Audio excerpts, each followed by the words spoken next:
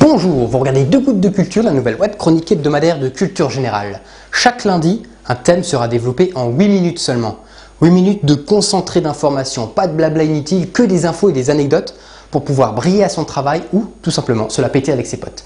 D'ailleurs, je disais pas de blabla inutile et voilà que je viens de perdre 20 précieuses secondes avec du blabla inutile. Bon. Commençons tout de suite l'émission d'aujourd'hui qui a pour thème Internet, et nous allons plus précisément voir l'origine d'Internet. Remontons dans les années 1960, nous sommes en plein dans la période de détente de la guerre froide. Les USA et la Russie se rapprochent, mettent en place le téléphone rouge pour privilégier la diplomatie plutôt que les armes. Malgré tout, l'armée américaine reste sur ses gardes, craignant que la Russie n'attaque ses réseaux de télécommunications. C'est dans ces années-là que le Pentagone demande à la Rand Corporation, c'est un laboratoire d'idées, de développer une alternative au réseau de télécommunications de l'époque qui ne serait pas interrompu par une attaque. C'est en 1964 que Paul Baran eut l'idée de créer un réseau de télécommunications décentralisé. Parce que s'il y avait eu un centre, la Russie aurait pu l'attaquer. Alors pour ce faire, il proposa l'idée de mettre en place une série de nœuds reliés les uns aux autres. Comme ça, si un nœud est détruit, le réseau reste opérationnel. Parallèlement, l'ARPA travaille sur un projet similaire. L'ARPA est une agence américaine pour les projets de recherche avancée de la défense. Et en décembre 1969, l'ARPANET est né, reliant 4 ordinateurs dans des laboratoires de recherche différents. L'ARPANET est l'ancêtre d'Internet. Avec une liaison de 50 kbps par seconde, ce réseau permettait à l'origine aux chercheurs de l'ARPA de réaliser leurs calculs à distance sur des logiciels qu'ils ne possédaient pas, mais que leurs collègues à l'autre bout du pays pouvaient avoir sur leurs ordinateurs. D'autres universités se relient progressivement au réseau pour pouvoir diffuser leurs travaux de recherche. En 1971, on comptait déjà 23 ordinateurs en ligne sur 15 sites différents. En mars 1972, c'est la création du courrier électronique par Ray Tomlinson. La même année, Bob Kahn, lui, a eu l'idée de connecter ensemble différents réseaux. L'ARPANET, les communications par satellite, par radio, etc. Cependant, le protocole utilisé par ARPANET ne permettait pas de communiquer hors de son réseau. Kahn développe alors un nouveau type de protocole standard permettant cette interconnectivité. C'est le protocole TCP/IP.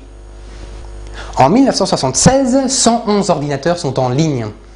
De nombreux autres nœuds sont créés si bien que l'ARPA n'arrive plus à contrôler le développement du réseau. En 1983, l'ARPANET se détache alors du reste du réseau, devenu assez dense. Ce réseau résultant est appelé Internet, comme Interconnected Network. En 1990, on voit apparaître le Web, qui n'est pas un synonyme d'Internet, attention. Le Web, ou le World Wide Web, WWW, qui signifie vaste toile mondiale, est un système qui permet de consulter des pages accessibles sur des sites. Le web n'est donc qu'une application d'Internet. D'autres applications sont le courrier électronique, la messagerie instantanée, etc. World Wide Web est le premier navigateur web à avoir fait son apparition. Il a été développé en 2 mois seulement et il sera par la suite rebaptisé Nexus. En 1994, c'est la création de Yahoo par 2 étudiants. En 1995, Microsoft crée MSN ainsi que Internet Explorer, qui devient à partir de l'an 2000 le navigateur le plus utilisé. La même année, on voit aussi apparaître le moteur de recherche AltaVista. Début de l'année 1996, on compte 100 000 sites internet. Et un an plus tard, en 1997, ce sont 1 million de sites internet. En 1998, c'est la création de Google. En 2001, c'est la création de l'encyclopédie libre Wikipédia. En 2004, c'est le lancement du navigateur web Mozilla Firefox. En 2009, on dénombrait 200 millions de sites internet. Et actuellement, on en est à presque 250 millions. Le nombre d'utilisateurs d'internet évolue de façon exponentielle depuis les années 90. Selon Internet World Stat, il a été recensé 1,8 milliard d'internautes en décembre 2009. Tout à l'heure, je vous parlais de protocole TCP/IP. Je crois qu'il est nécessaire d'expliquer un peu de quoi il s'agit. Donc comme je l'ai dit, il a été mis en place pour permettre la communication entre différents réseaux. TCP/IP signifie Transmission Control Protocol, Internet Protocol. Chaque ordinateur est identifié par un numéro, le numéro IP. Lorsqu'on transfère une information entre 2 ordinateurs identifiés par un numéro IP, cette information est découpée en petits paquets et chacun de ces paquets va circuler sur le réseau cherchant le chemin le moins encombré pour arriver vers le destinataire des paquets. Une fois les paquets arrivés à destination, ils sont réassemblés pour former l'information. Et maintenant, quelques petites anecdotes. Le premier virus circulant sur le net à avoir attaqué massivement les ordinateurs s'appelle le Morris Worm. Il a été lancé le 2 novembre 1988 à partir d'un ordinateur du MIT. Au départ, le Morris Worm n'a pas été écrit pour causer des dommages, mais uniquement pour se propager.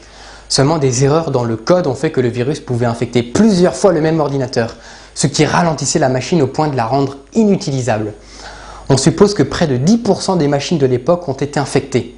Son créateur, Robert Morris, fut condamné et reçut une sentence de 400 heures de travaux communautaires. Souvenez-vous en l'an 2000 du virus I Love You. C'était un virus envoyé par un mail qui contient un fichier censé contenir une lettre d'amour. Mais dès lors que ce fichier est exécuté, le virus devient offensif. Alors pour résumer, il détruit certains fichiers comme les images ou les textes en remplaçant leur contenu par le code du virus. Il modifie la page d'accueil d'Internet Explorer pour qu'il télécharge automatiquement un cheval de Troie. Et il utilise le carnet d'adresse d'Outlook pour s'envoyer lui-même au contact de l'utilisateur du PC infecté, permettant ainsi sa propagation rapide. Bilan, à peu près 3 millions de PC infectés. Ouais. La toute première page web fut écrite en 1989 par Tim Berners-Lee. C'est un physicien qui travaille au CERN en Suisse. L'adresse du site était http://info.cern.ch. Sur ce site, on retrouvait des informations sur les méthodes permettant de créer son propre site internet.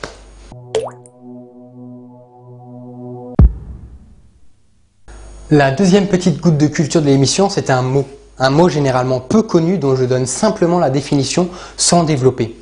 Le mot du jour, c'est schleuasme. Alors un schleuasme est une figure de rhétorique qui consiste pour l'orateur à se déprécier soi-même pour s'attirer la confiance, voire des éloges de la part de l'interlocuteur. Comme par exemple dans la situation suivante. Dis-moi, j'ai fait un dessin, j'aimerais bien avoir ton avis. Moi honnêtement je trouve qu'il est nul, hein. Je ne sais pas dessiner, ça c'est sûr. Je trouve qu'il est complètement nul, je suis vraiment une loque, je sais vraiment rien faire. Non, je dirais pas qu'il est nul, hein. Il y a du talent dedans, hein. Ça c'est indéniable. Hein. Non, moi je dirais honnêtement, je trouve qu'il a quelque chose, hein, ce dessin.